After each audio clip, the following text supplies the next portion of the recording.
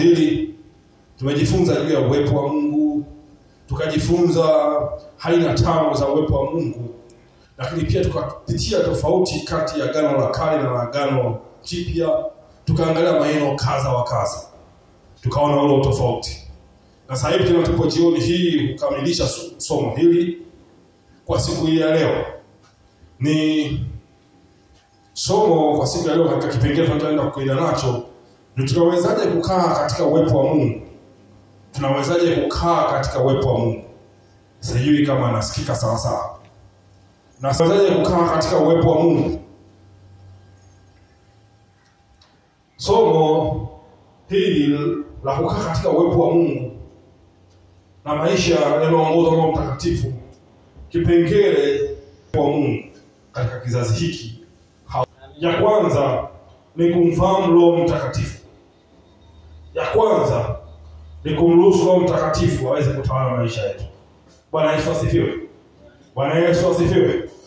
Tunapaswa kumfahamu Roho Mtakatifu ni nani. Wengi Roho Mtakatifu leo hii ukiwauliza, baadhi ya watu watakwambia Roho Mtakatifu ni nguvu fulani. Amen. Na wengine wanasema Roho Mtakatifu sio Mungu. Wapo wanaosema hivyo, nilikutana nao. Wanasema Roho Mtakatifu sio Mungu. Bwana Yesu asifiwe. Wengine wanasema ni nguvu fulani. Kwa hiyo bado kumekuwa na uelewa mdogo juu ya Roho Mtakatifu. Wengi hawamfahamu Roho Mtakatifu. Na hivyo kama wamfahamu, ni ngumu sana Roho Mtakatifu kuweza kujidhihirisha kwa mtu asiyemfahamu. Bwana Yesu asifiwe. Bwana Yesu asifiwe. Lakini leo kwa ufupi tutamuelezea Roho Mtakatifu. Roho Mtakatifu ni nafsi ya tatu ya Mungu, ni Mungu kamili. Yeye sio nguvu kama ambavyo watu wengine wanasema ni nguvu, wala mwelekeo fulani, bali ni Mungu mwenyewe. Ni nafsi hii ya tatu, ni Mungu ambaye anakuwa na akili sawa sawa, ana mapenzi, lakini pia ana hisia na uwezo wa kuzungumza. Bwana Yesu asifiwe sana. Anaweza kukufundisha, anaweza kukufariji pia. Bwana Yesu asifiwe sana. Na pia anaweza kutufunulia mapenzi ya Mungu katika maisha yetu. Bwana Yesu asifiwe. Bwana Yesu asifiwe.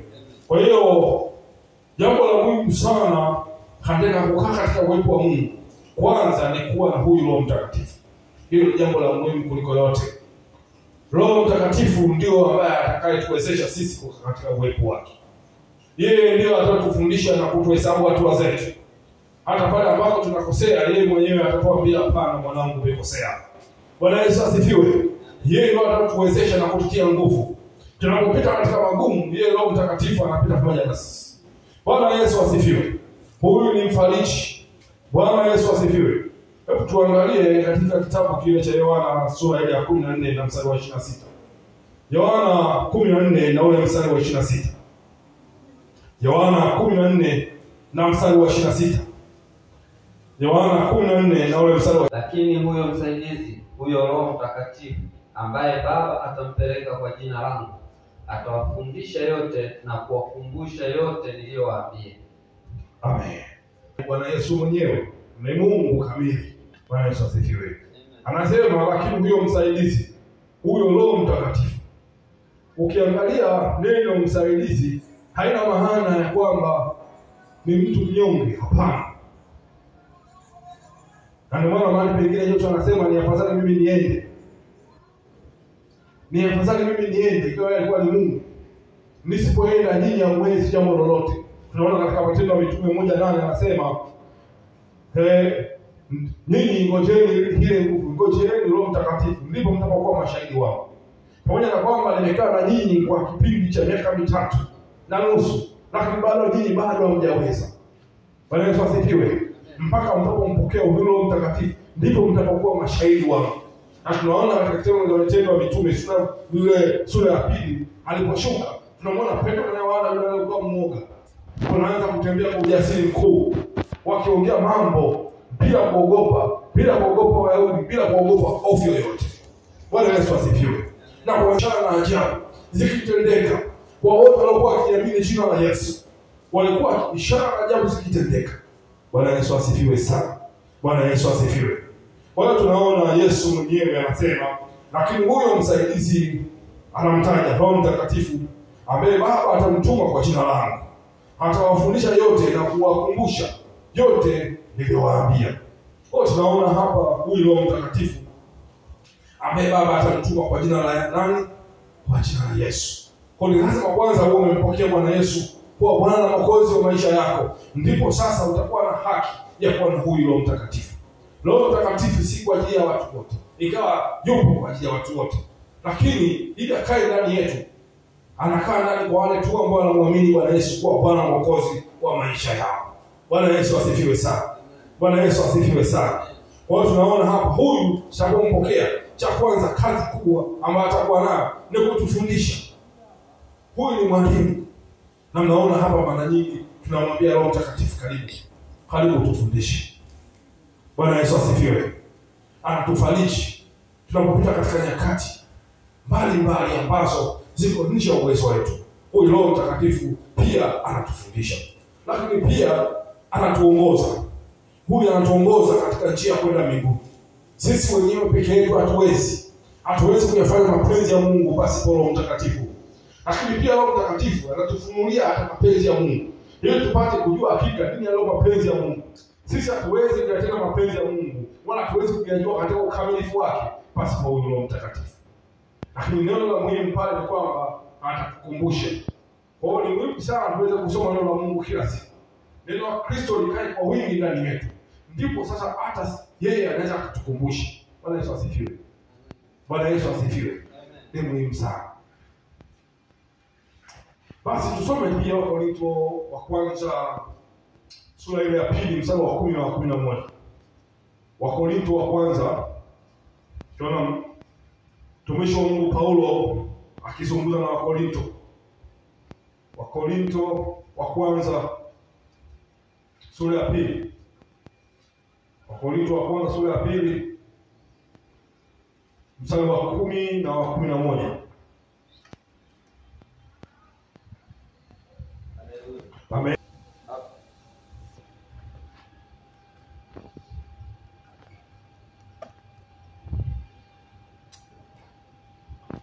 Amen. Basi ngoja nisome. Lakini Mungu ametufunulia sisi kwa Roho. Maana Mungu, tunaona huyu Roho Mtakatifu, Mungu anaweza ameweka njia ya kutufunulia sisi mapenzi yake au mafunuo yake kupitia Roho Mtakatifu pekee. Kwa hiyo kwa kupitia Roho Mtakatifu pekee, Roho Mtakatifu ambaye ni Roho Mungu, yeye ana uwezo wa kuchunguza hata mambo ya mafumbo katika moyo wa Mungu. Bwana Yesu asifiwe kwa Mungu Baba. Kwa sababu yeye aijua nia, anaweza akaangalia mapenzi ya Mungu na akatufundisha na kutufunulia. Kwa tusipokuwa naye huyu, ni ngumu sana na haiwezekani. Sio ngumu, ni haiwezekani kuyafanya mapenzi ya Mungu. Bwana Yesu asifiwe. Bwana Yesu asifiwe. Kwa hiyo katika maisha yetu lazima tutambue kuwa Roho Mtakatifu yupo pamoja nasi, yupo pamoja na wewe kila wakati. Tunachotaka tufanye sisi ni kumkaribisha tu. Mkaribisha kwa sala kila asubuhi. Kwa maombi, kimwambia Roho Mtakatifu niongoze leo. Usiamke bila kumwambia Roho Mtakatifu. Kuna mtumishi mmoja anaitwa Beni, anaandika kitabu na kusalimu Roho Mtakatifu ambacho kimekuwa na matokeo makubwa sana. Beni ameandika vitabu vya Roho Mtakatifu na kusalimu Roho Mtakatifu, lakini pia ameandika kitabu kingine na kukaribisha Roho Mtakatifu. Vitabu hivyo vimekuwa na matokeo makubwa sana juu ya huyu Roho Mtakatifu, akieleza namna ambavyo yeye naye, namna ambavyo amejifunua, na sisi pia ikiwa ni namna nyingine ambayo Roho Mtakatifu anatamani kutembea nasi. Bwana Yesu asifiwe. Amen. Bwana Yesu asifiwe. Kwa hiyo tunapaswa sasa kumkaribisha kila siku. Tusianze asubuhi bila kumwambia Roho Mtakatifu niongoze. Roho Mtakatifu, siwezi jambo lolote, nifundishe, lakini pia unitakase. Lakini pia tumwambie Roho Mtakatifu natamani kuwa kama wewe. Bwana Yesu asifiwe sana. Nifundishe, natamani kuwa kama wewe. Natamani kukulingana. Lakini pia lazima tujifunze tabia yake. Amen. Na tabia yake tunajifunza kupitia maandiko. Maandiko yanatufundisha na kuelimisha na kuadabisha. Yanatuambia na kutuelekeza katika njia sahihi ya Mungu. Bwana Yesu asifiwe sana. tunaona kwamba Roho Mtakatifu anapenda utakatifu. Na ametufundisha katika somo la utakatifu kwa undani kidogo katika juma 2 zilizopita.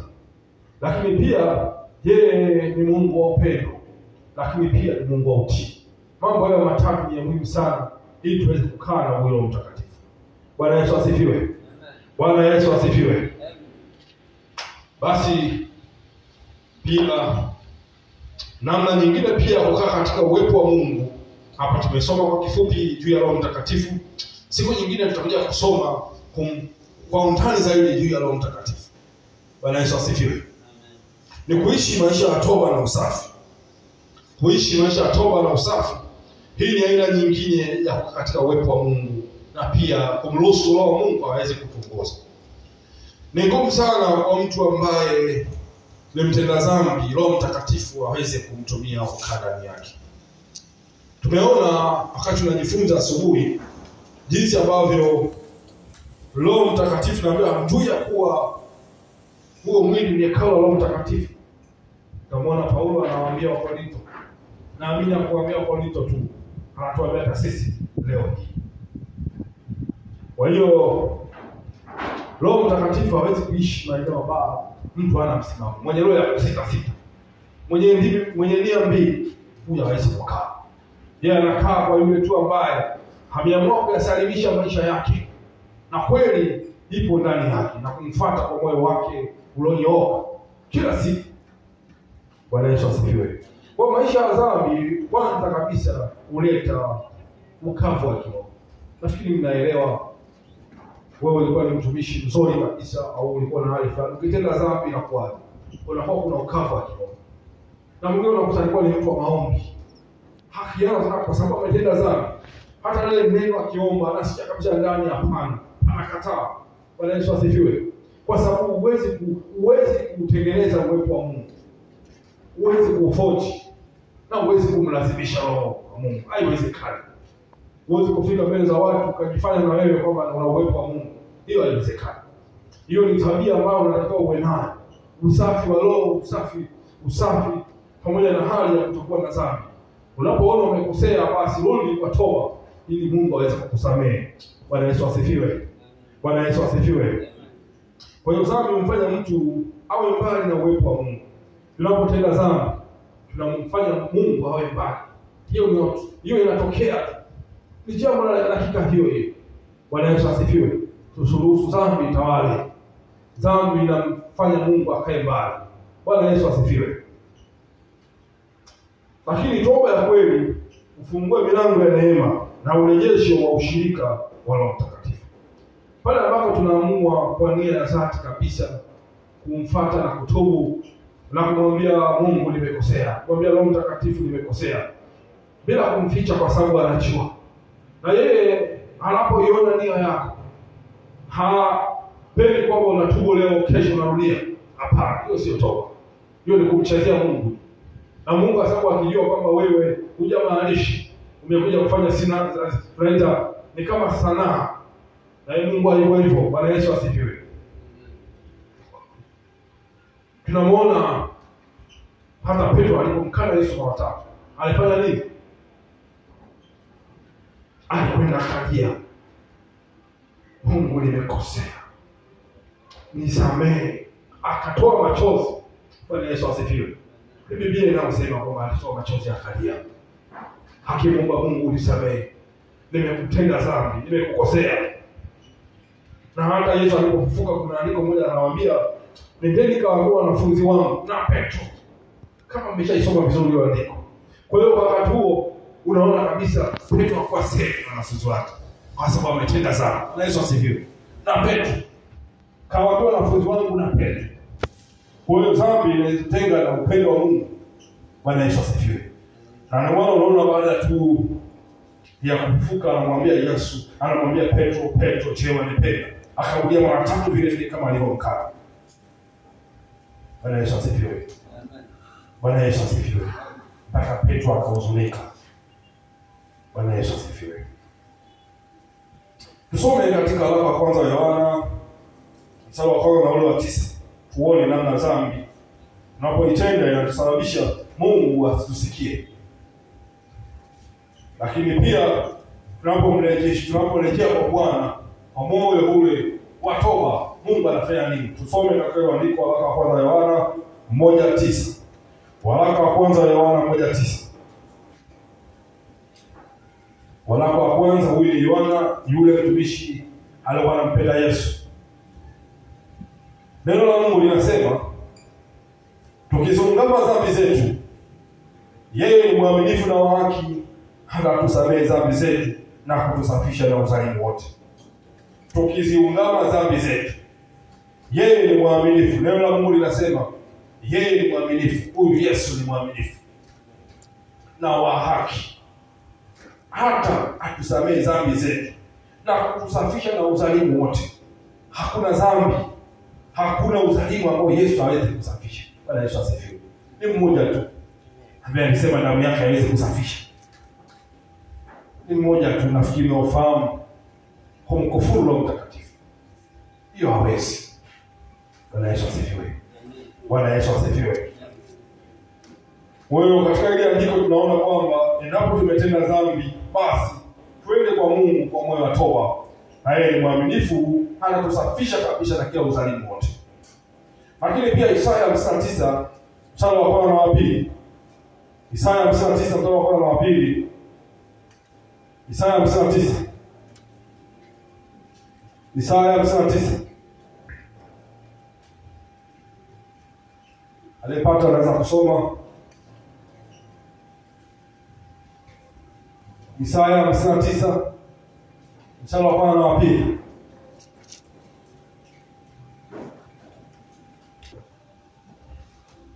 Tazama, mkono wa Bwana haukupunguka hata usiweze kuokoa, wala sikio lake si zito hata usiweze kusikia. Lakini maovu yenu yamewafarakanisha, lakini maovu yenu yamewafarakisha ninyi na Mungu wenu, na dhambi zenu zimeficha uso wake, msione hata hataki kusikia. Bwana wapiga anasema, tazama mkono wa Bwana haukupunguka hata usiweze kuokoa, wala sikio lake si zito hata lisiweze kusikia. Lakini maovu yenu yamewafarakisha nyinyi na Mungu wenu, hata na dhambi zenu zimeuficha uso wake, msiuone hata hataki kusikia. Bwana Yesu asifiwe sana. Kwa hiyo tunaona namna ambavyo kwamba kwanza mkono wa Mungu sio mfupi hata ushindwe kuokoa.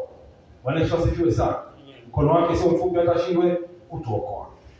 Lakini tunajifunza katika mstari huu kwamba tunapotenda dhambi, kwanza inatufanya uso wa Mungu tusiuone.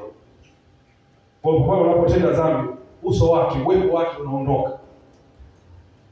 Bwana Yesu asifiwe. Unaona dhambi ilivyo mbaya. Unaona matokeo ya dhambi. Kwa hiyo wewe unaweza kaongea, anasema hawezi kusikia kwa sababu ya maovu yenu yamewafarakisha. Neno kufarakisha ni kwamba yametugombanisha, yametutenganisha. Bwana Yesu asifiwe. Bwana Yesu asifiwe. Dhambi ni mbaya. Mwimbaji mmoja alishakuimba, alisema dhambi ni mbaya. Dhambi ni mbaya na matokeo yanaua roho. Unaweza ukaona kama unafurahia dhambi kwa kitambo. Hiyo ni kitambo tu. Lakini maangamizo ni milele. Bwana Yesu asifiwe sana. Bwana Yesu asifiwe. Kwa hiyo tunaona kwamba tunapotenda dhambi, kwanza sikio lake Mungu anapokuwa tunaomba linakuwa zito. Hawezi kusikia. Ni kwa sababu ya yale maovu ya dhambi. Bwana Yesu asifiwe.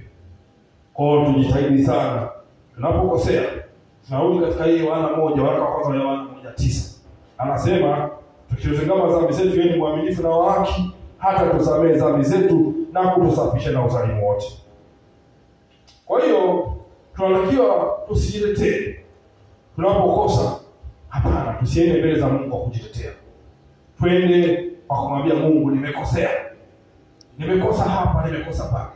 Nenda moja kwa moja mbele za Mungu, usiende kwa kujitetea. Usifiche Mungu kwa sababu Mungu anaona. Uweze kumficha Mungu.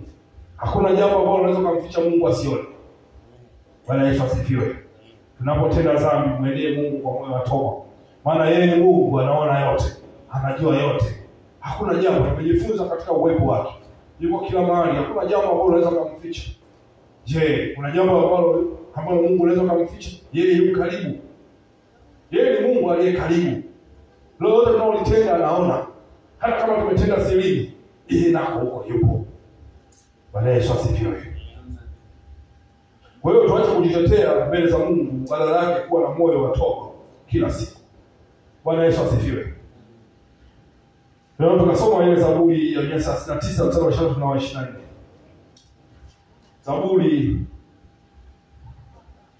Zaburi ya 133, 139. Zaburi ya 139 23 na 24. Tumesoma asubuhi, lakini tuusome tu kwa sababu nao najenga msingi wa hiki tunachokizungumza. Zaburi ya 139 mstari wa 23 na 24. Zaburi ya 139. Aliyosoma anaweza, aliyopata anaweza akasoma. 139 mstari wa 23 na 24. Bwana Yesu asifiwe. Aliyopata anaweza akasoma. Asoma kwa msaada wa Mungu. Amina. Ee Mungu,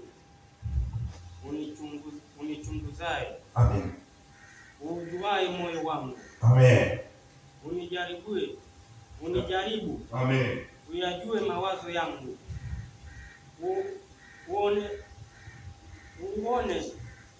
kama iko njia iletayo majuto ndani yangu. Ukaniongoze katika njia ya milele. Amina. Huyu ni Daudi mtumishi. Israeli ilikuwa ni taifa moja kubwa mno duniani. Ni kama leo tunavyoona Rais Trump. Leo tukasema ni kama rais wa dunia sita, akizungumza kitu dunia nzima inatikisika. Bwana Yesu asifiwe sana. Sasa kwa wakati huo ndio kama mfalme Daudi alivyokuwa. Alipigana na mataifa yote kwa sababu Bwana alikuwa naye, na kwa alikuwa na shida. Ilipokuwa ikitokea vita na Israeli, kila taifa lilikuwa linaogopa. Si kwa sababu ya ukubwa wa Israeli, ila kwa sababu walikuwa wanaamini Mungu wa Israeli huyu ni Mungu wa vita. Bwana Yesu asifiwe. Tunaona hata mahali fulani Yoshua alisimamisha jua na nyota zikasimama. Bwana Yesu asifiwe. Sasa huyo sio Mungu wa kawaida. Kwa waliona baadhi ya matendo makubwa waliokuwa wanayatenda, wakawa nayo katika kizazi na kizazi, wakiyakumbuka haya wakaogopa taifa la Israeli na Mungu huyo alionaye. Kwa hiyo Daudi unaona hapa anazungumza, Mungu unichunguze. Anamwambia Mungu, unichunguze. Ujue moyo wangu. Anamwambia, ujue moyo wangu. Na unijaribu. Anamwambia hapana, anamwambia Mungu, nijaribu. Uyajue mawazo yangu. Uone kama iko njia iletayo majuto ndani yangu. Ukaniongoze katika njia ya milele. Sala hii tutarudia maneno kwa kuiweka nafsi hii ya kwa sala Daudi alikuwa anazungumza. Mfalme Daudi, weka jina lako, weka nafsi yako. Tutarudia tena. Mungu unichunguze, ujue moyo wangu, unijaribu, uyajue mawazo yangu, uone kama iko njia ile toa majuto ndani yangu, uniongoze katika njia ya milele. Hii ni ishara ya kunyenyekea mbele za Mungu na kumwambia kwamba iwapo kuna njia yoyote ile ambayo inataka ipo au inataka kuota au utakaoota baadaye, basi unichunguze na unijaribu pia na uniongoze katika njia ya milele. Daudi alijua ya kwamba kuna uzima wa milele, alikuwa na ushirika na huyu Mungu aliye hai. Bwana Yesu asifiwe. Tunaona mahali pengine Mfalme Daudi anamwambia, wala usinyonyokee na Roho wako Mtakatifu. Alifika kiwango cha kumwambia Mungu, ninaomba usiondolee Roho wako Mtakatifu. Unaona moyo wa Daudi namna ambavyo ulikuwa karibu sana na Mungu. Wewe alikuwa ni mfalme, lakini unaona namna moyo wake jinsi ulivyokuwa karibu. Amen. Alimjua Mungu. Bwana Yesu asifiwe. Bwana Yesu asifiwe. Na sisi tunamwambia Roho Mtakatifu atusaidie kujifunza tabia yake na kumwambia achunguze ndani yetu iwapo kuna njia yote. Ile njia tunayojua basi tumwambie Mungu, hapa siwezi. Kweli natembea mimi ni Mkristo, lakini kuna haya ninakukosea Bwana. Kuna haya siwezi. Kuna hichi siwezi. Nisaidie. Tukienda sawa sawa na waraka kwanza Yohana 1:9. Biblia inasema ya kwamba hata tusamehe kila maovu yote tunayo. Amen. Amen. Kwa hiyo hili andiko ni tafakari ambayo inatufanya tumwambie Mungu hawe karibu na sisi ili aweze kutusaidia katika mapungufu yetu. Lakini pia njia nyingine ya kuwa karibu na Mungu ni maombi na kutafakari neno la Mungu. Ni weka tabia yetu ya maombi mbele, kuhakikisha kwamba tunakuwa na maombi kila wakati. Na hiyo ndio sifa kubwa. Na nataka nikwambie tu kitu kimoja. Sifa au afya ya Mkristo, sema afya ya Mkristo. Tukitazama kile kipima joto kile cha afya ni maombi. Ukitaka kumjua mtu amekuwa kiroho, sijajua una rekodi kama inaonyesha uko sawa sawa. Sawa. Ukitaka kujua afya ya mtu ambaye amesimama na Mungu, sio muda mrefu, ni uwezo wake kukaa magotini mbele za Mungu. Bwana Yesu asifiwe.